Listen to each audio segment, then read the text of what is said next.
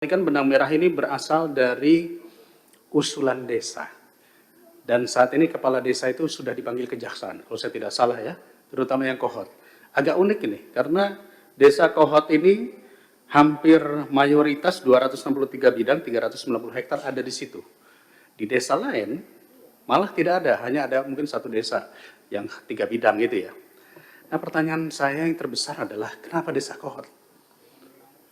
Kenapa harus di situ yang paling banyak? Padahal kalau kita lihat perluasan PSN tadi malah tidak ada sama sekali.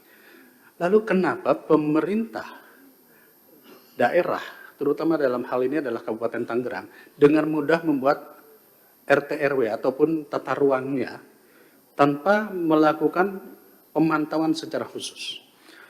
Saya mengapresiasi yang disampaikan Mas Menteri tadi bahwa ini ada oknum ATR yang bersalah dan sudah dilakukan penindakan. Saya pikir ini sangat bagus karena jadi tidak melebar kemana-mana. Kita tahu bahwa usulan-usulan di bawah sekian ribu meter itu adalah di level kantah. Artinya ini sudah diselesaikan, oknum-oknum itu harus ditindak. Tentu harus melalui proses jalur hukum.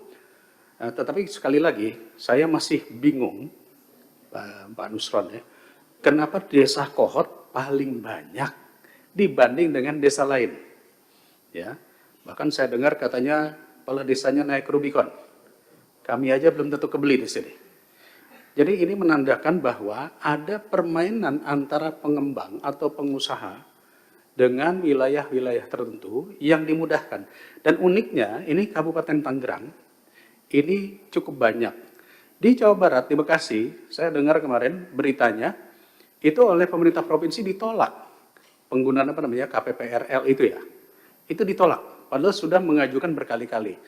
Nah, saya tidak mau mencari kesalahan di mananya, tetapi kira-kira prosesnya bagaimana sih dalam proses penentuan RT RW ataupun tata ruang oleh pemerintah daerah, bahkan sampai ke desa, dan kemudian apakah rekomendasi GIRIK itu hanya cukup dari kepala desa saja? Karena kalau tidak, ini nanti akan termanfaatkan juga di desa-desa lainnya. Rekomendasi hanya keluar dari kepala desa. Dan kalau nggak salah di desa Kohot ini kan banyak dipalsukan.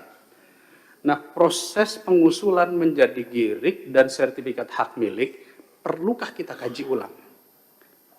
Karena kalau tidak, ini nanti akan terjadi di tempat-tempat lain. Dan ini mungkin sudah terjadi di beberapa wilayah, ya, Makassar dan lain-lain. Download Tribun X sekarang, menghadirkan lokal menjadi Indonesia.